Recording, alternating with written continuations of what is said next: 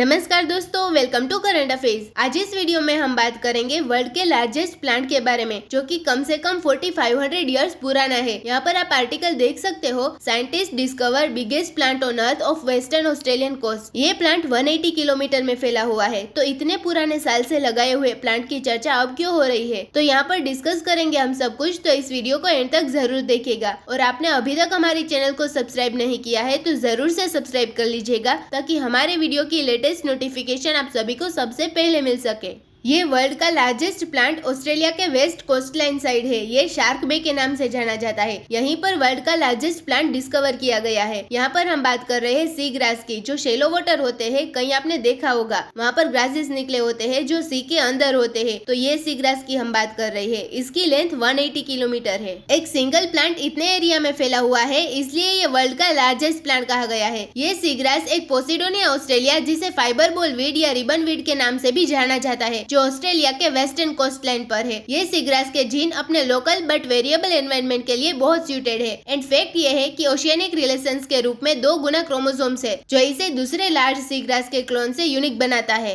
Western Australia side volatile atmosphere है, फिर भी ये प्लांट इतने लंबे समय तक टिका रहा। ये इस तरह का आपको देखने को मिलेगा। ये इतने बड़े एरिया में फैला हुआ एक सिंगल प्लांट ही है। शार्क बे रिबन वीड का साइज लगभग 20,000 हेक्टेयर्स है। उटा में, अमेरिका के उटा में एस्पेन ट्री है। ये सेकेंड लार्जेस्ट प्लांट है। ये 43 हेक्टेयर्स में फैला हुआ है। यहाँ पर आप देखिए, ये एस्पेन ट्री है। और थर्ड लार्जेस्ट प्लांट है वो है ग्रेट बेनियन ट्री। ये हावड़ा के बोटानिकल गार्डन में है। ये 1.4 हेक्टेयर्स में फैला हुआ है। ये है ग्रेट बेनियन ट्री। यहाँ पर रिसर्चर्स कुछ टेस्टिंग करना चाहते थे, जो वेस्टर्न ऑस्ट्रेलिया के साइड शार्क बे है, सी ग्रास, उसके बारे में कि क्या 180 किलोमीटर में फैला हुआ इतना बड़ा प्लांट सिंगल है। तो रिसर्चर्स ने बहुत सारे सैंपल्स कलेक्ट किए, 18,000 जेनेटिक मार्कर्स की मदद से फिंगरप्रिंट जनरेट किया। फिर सैंपल्स की टेस्टिंग हो जाने के बाद ये सामने आया कि ये तो सिर्फ एक ही प्लांट है। तो ये 180 किलोमीटर में फैला हुआ सिंगल प्लांट रिसेंटली डिस्कवर हुआ है, इसलिए ये वर्ल्ड का लार्जेस्ट प्लांट बन गया है। और ये रिसर्च करके उसको journal proceeding of the royal society भी है, वहाँ पब्लिश किया गया। टाइटल का नेम है extensive polyploid clonality was a successful strategy for seagrass to expand into a newly submerge environment. लेकिन ये इतने लंबे समय तक कैसे सर्वाइव कर गया? ये सीग्रास राइजोम्स के माध्यम से स्प्रेड हो रहा है। राइजोम्स किसे कहते हैं? अंडरग्राउंड प्लांट स्टेम्स, जो न्यू प्लांट के रूट सिस्टम प्रोड्यूस करने में कैपेबल है, इसको राइजोम्स कहते हैं। सीग्रास में आपको ऐसा देखने को मिलेगा। तो ये देखने में तो अलग अलग दिख रहा है, लेकिन ये सिंगल प्लांट ही है। ये राइजोम्स के माध्यम से निकलता गया और ओवरकम करता गया, और ये अपने आप को फैलाता गया। रिबन वीड राइजोम्स हर साल करीब 35 सेंटीमीटर तक ग्रो कर सकता है। तो अभी तक जितनी भी उसकी लेंथ हुई है, उसी के माध्यम से कैलकुलेट किया गया कि कितना पुराना हो सकता है, और तभी पता चला कि ये लगभग 4500 इयर्स ओल्ड प्लांट है। और शार्क बे एरिया है, वहाँ बहुत सारा फ्लक्चुएशन होता है, टेम्परेचर, सैलिनिटी, लाइट वगैरह में। और प्लांट को ग्रो होने के लिए वहाँ पर बहुत ज्यादा चैलेंजिंग कंडीशन है, क्योंकि रिबन वीड एक प्रकार से पॉलीप्लॉइड है। मतलब कि जो भी प्लांट होता है वो दोनों पेरेंट्स से हाफ जीनोम लेते हैं, लेकिन ये पूरा जीनोम दोनों पेरेंट्स से ले लेता है। इसकी वजह से आप कह सकते हो कि एक प्रकार का ये वर्सेटाइल प्लांट बन जाता है और किसी भी कंडीशन में ग्रो कर सकता है। सीग्रास हमारे एनवायरनमेंट में बहुत इंपॉर्टेंट रोल प्ले करता है। भारत में आप देखो तो गल्फ ऑफ मन्नार, पाक स्टेट, जो तमिलनाडु और श्रीलंका वाले एरिया में देखने को मिलता है। तो बेसिकली वहाँ पर आपको स्मॉल ऑर्गेनिज्म देखने को मिलेंगे सीग्रास के आसपास। उसके अलावा ये सेंडिमेंट्स को ट्रैप कर देते हैं, जिसकी वजह से वाटर आपको फ्रेश दिखेगा। एटमॉस्फेयर से कार्बन को एब्जॉर्ब करता है, कोस्टल इरोजन को प्रिवेंट करता है। इसलिए बताया जा रहा है कि वेस्टर्न ऑस्ट्रेलिया साइड जो शार्क बे एरिया है, वहाँ पर कई कंट्रीज तक फायरवॉल का काम किया है। And also it has become one of the oldest champion of sologamy. तो इसी नोट के साथ वीडियो करते हैं खत्म। उम्मीद है यहाँ पे आपको काफी कुछ जानने को मिला होगा। Thank you for listening.